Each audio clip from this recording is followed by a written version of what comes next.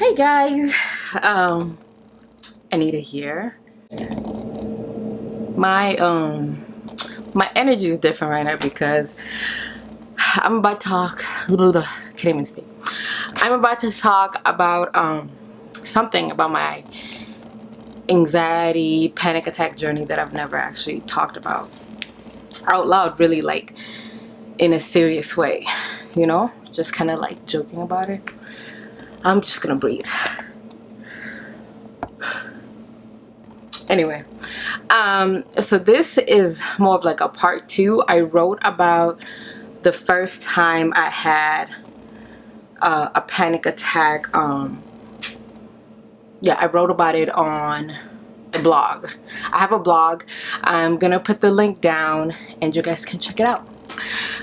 And I cannot get like the nervousness in my voice, so I'm really hoping I don't cry through this, because I do not like it when I cry in front of folk or cameras. So we're gonna see how this goes. So if you read the blog, the whole thing is I had a panic attack, came out of nowhere. It wasn't, so there's a difference between a panic attack and an anxiety attack. We'll talk about that later, but from my understanding, a panic attack just comes up, like there is no event, and then it just comes on. And then an anxiety attack kind of happens when like there's an event that you feel you're getting nervous about, and then kind of takes place. They kind of have similar symptoms, but that's what I understand. Let me know if it's different, but that's what I understand. So I wrote about it. You know, it just kind of came on and didn't know what it was. I thought I was dying. Went to the hospital, rushed to the hospital with an ambulance. They're like, yeah, it's just a panic attack. I'm like, what? No way. So that was like one night. I feel like it was like, I don't really remember what day it was. It was just in the winter time. I feel like that was like a Thursday. So the next day, so I'm really processing this information, like, okay, what has happened to me? What is going on? And I mean, I'm like, what the heck? So my bachelor's is in psych, and obviously that's like, it was like the basic part, you know. So my bachelor's in psych, and I know mental health issues exist, and like I believe that they exist, but I don't know why I just didn't see it happening for me. Like, it was so crazy that it would happen to me. But so on that day, so this is the next day, I'm at my parents' house. They're trying to process it. I'm trying to process it. I kind of find it funny because I'm like, what the heck? And then I keep feeling it coming on, and it's not when I'm worried about something. It is when I'm most relaxed. Like, I'll be sitting down watching TV and it happened. So it happened like 2 or 3 times at home, but it wasn't bad. I just went to my mom. I'm like, I think it's about to happen. And my mom's like, okay, let's breathe together. And that was that. So now it's at night, and my brother came over, my oldest brother came over, and he's like checking in and whatnot. And there was, I felt one coming on. I went downstairs and my mom worked me through it, and my brother's like, whoa, that is weird, right? And so I'm chilling, and then after I calm down, I laugh about it. I'm like, it's so stupid, like it's so silly. It happens when I don't know when it's happening. Like, this is the dumbest thing. And then it hit me.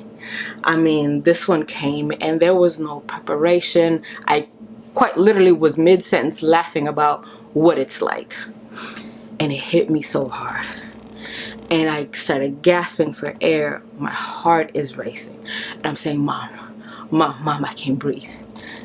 And I'm like, whew. And I'm like basically like begging her to make me breathe. And my brother's there, and my brother, he's not like a pastor, but obviously like he preaches and whatnot.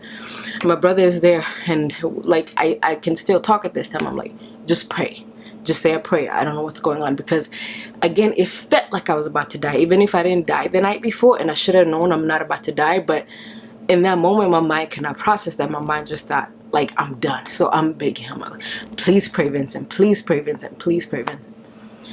So he starts to pray, and my dad and my mom are holding me, and it just gets worse, and I'm on the ground again, because I don't know what, but whether it's about feeling grounded, whatever it is, I'm laying on the ground, and they're like, okay, it's time to call 911. Like, this one is getting worse. So They call 911, the ambulance again, and my dog Alexei now, she's right there with me, and she's laying right by me. I mean, she's not moving. And the paramedics come in. So Vincent has prayed, nothing is working. The paramedics come in and they're like, what is happening? And they're like, okay. So they try to like move Alexei, my dog, but she would not move. Like, she was curled up on my side, like had her head buried like on my armpit, and would not move because she was trying to calm me. She's not like anxiety trained or anything. I think she just knows me and loves me. But then, so the paramedics come, put me in an ambulance, and this time they're taking me to a different ER because I guess the location that I was in. And so we get in the ambulance, and they're like, okay, this has happened again. I'm gonna teach you a trick on how to do this. Okay, picture a box and count 1, 2, 3, 4. When you hit that corner, like, visually draw it 1, 2, 3, 4, 1, 2, 3, 4, 1, 2, 3, 4, and that worked, and I calmed down. I didn't need they gave me, so on my first anxiety panic attack, I'm gonna keep using those words interchangeably. On my first one, they had to give me the shot till I calmed down. So this time I was able to work through it, and we had a great conversation. That we were just chilling, like, okay, yeah, we've had a lot of people going through this. The guy's like, I've gone through it myself, blah blah blah. We pull up to the ER, the hospital, so I still kind of feel spurts, and I just keep thinking 1, 2, 3, 4, 1, 2, 3, 4. We pull in, and so there's obviously like a different entrance for the ambulance to come in, right? And they park me on a bed by the side, and then the guy goes to talk to, like, I guess the nurse's desk or something, and then he comes back. He's like, oh, I gotta ask because this is just a formality. He literally said, you're not suicidal, right? I'm like, oh, no. He's like, oh, I knew it, but I just have to ask it. Because we had a great conversation. I was telling him, this is the first time this is happening to me. I don't know what it is. So then they take me to like the little room thing. And so I'm sitting there. It's me, my mom, my dad, and my brother. We're sitting there. I'm working through the breathing because, again, I still feel the panic attack coming. Like, I'm not like fully calm yet. I'm not in control yet. I have to keep thinking about it. And so the nurse comes in. And she goes, okay, well, some people need to leave because only one person can be in here. And that set me off. Like, it started making me nervous again, because then I didn't know who I wanted to stay, because I wanted my dad and my brother and my mom to all be in there. And and then the attack started coming on again. And I just started figuring, I'm like, no, they all have to stay. They all have to stay. I need them to stay. I need this. Like, I kept telling her, like, I need this for them to stay. And she's like, nope, somebody has to go. And this is really how she's speaking. There's no like cool, there's no tone that is nice or even calming. And I'm like, no. And then she goes. And so at this point, like, I'm bawling, like tears are coming down my eyes, not because, just because I'm feeling that I can't breathe anymore. And she goes, ma'am, your tears are not going to do anything. Someone still has to go. And that is where, like, I just went off. Because, like, if you know me, I'm not a person to cry, especially for attention. Like, when I'm emotional, I don't like people seeing that side of me. I don't like that whatsoever. And so, yeah, I'm trying to hold it together. When she said this to me, I lose it. I'm like, I'm not even crying to change your mind. Like, it's just what is happening to me that I can't fix.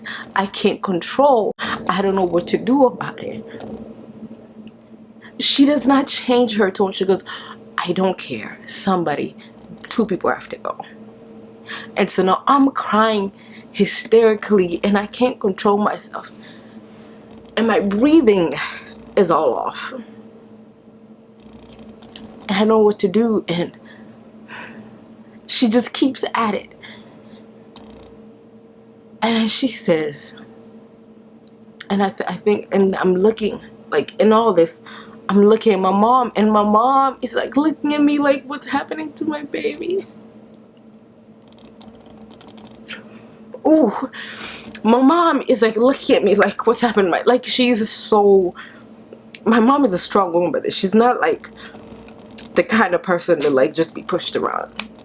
But I think in that moment she was so weak because like her child, like, you know, I can't breathe, and the nurses is acting the way she's acting, and she's just like, Anita, it's fine. Anita, it's fine. She's like, Anita, let them just check you out.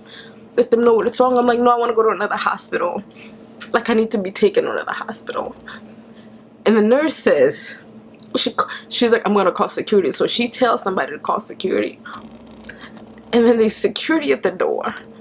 My brother starts crying because, like, I mean, his eyes start welling up with tears. Because they're all like, just like, Anita, just calm down. They're trying to help me breathe, but the nurse is being an extreme a-hole. Like, she just doesn't care.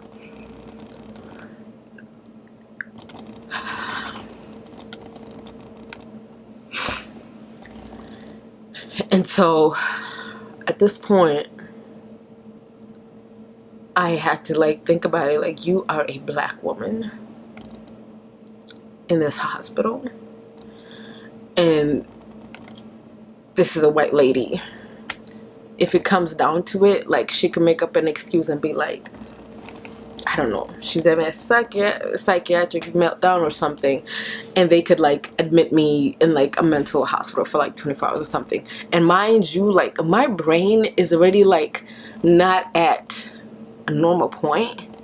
Like, I'm not at a regular point where it's like, hey, like, you can process things correctly. So I'm like trying to calm myself, like, Anita, you're going to like be put like on a psychiatric hold. Like, you're not gonna be able to do anything. And I'm trying to calm myself so that I don't seem like this angry, crazy black woman, so that I don't end up in trouble. And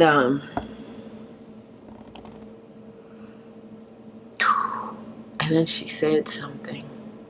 And all this, that's not the worst thing she said. She said, well, the paramedic said you're suicidal, so you're not leaving.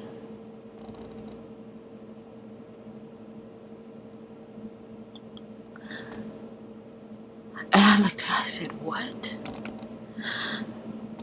There's not a day in my life, since birth to now, there's not a day in my life where I've even remotely thought about like taking my life, or thought I should die, or thought anything like that.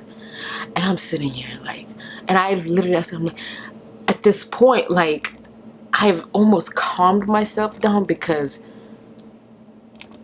like, now there's a greater risk. I don't know, like, I'm scared about something completely different than what it is that is happening to me. And I tell him, like, you have no bedside manner. I came in here because I'm having panic attacks. There's no way you think that it is okay for you to say that to somebody who's having panic attacks. And even if I was suicidal, like, that would not be the smart thing to say. She didn't care. So they had another nurse come in, because I was like, I'm not working with her anymore. I had another nurse come in, and for a second I was relieved, till I realized that nurse, she didn't say it, she didn't whatever, she just came in and did her job, but her demeanor was the same. It wasn't like a, hey, let's work through this. It wasn't any of that. It was just like, all right, well, you gotta get your vitals, you gotta change, you gotta do this, you gotta do that.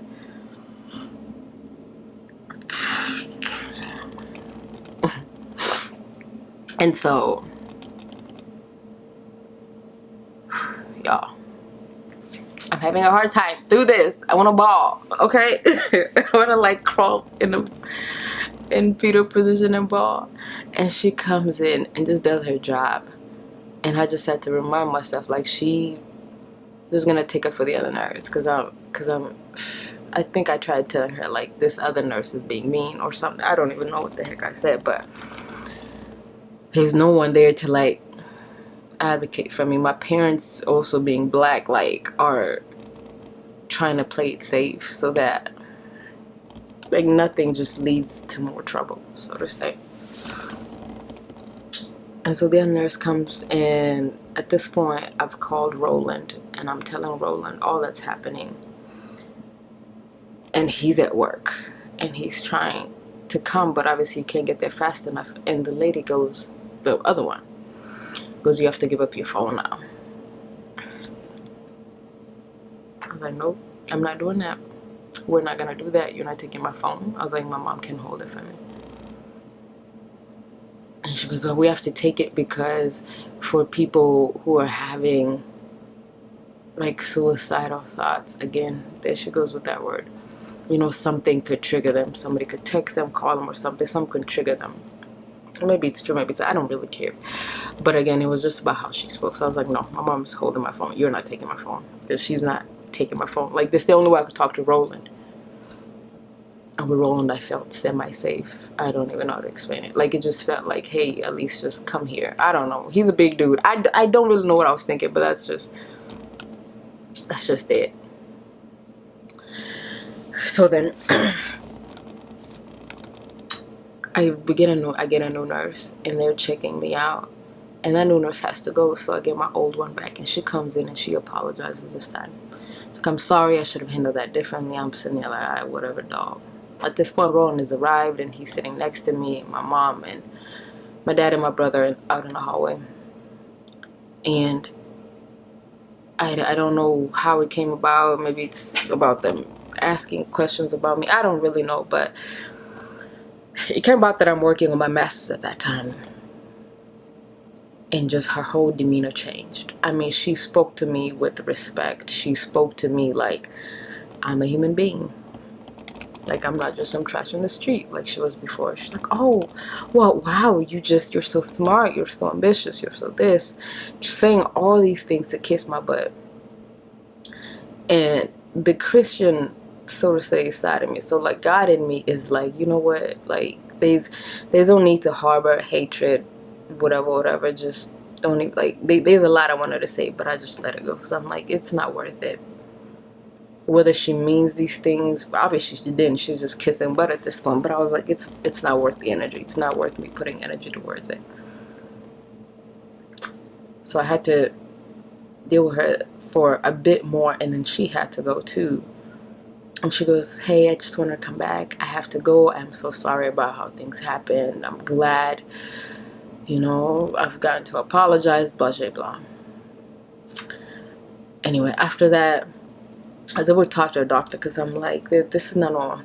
I don't know what's happening to me, but maybe it's a problem with my brain. So I asked him to do like a CT scan, check out my brain, see if something is in it that is causing a difference, but there was nothing.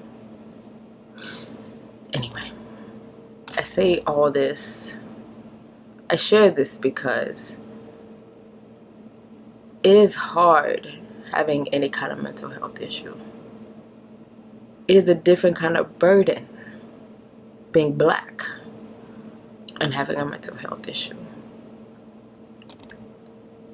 For me to be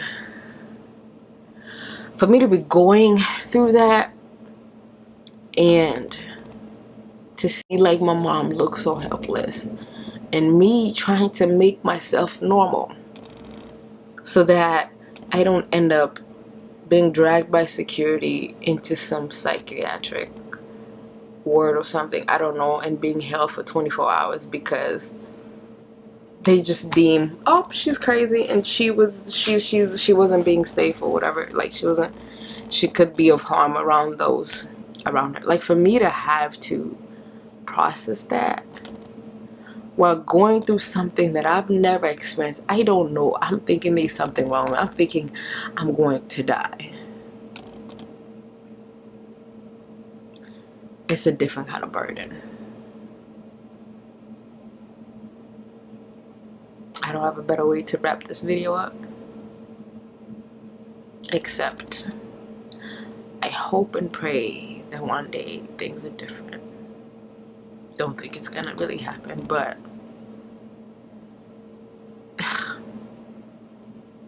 that's all you can do, right? Goodbye.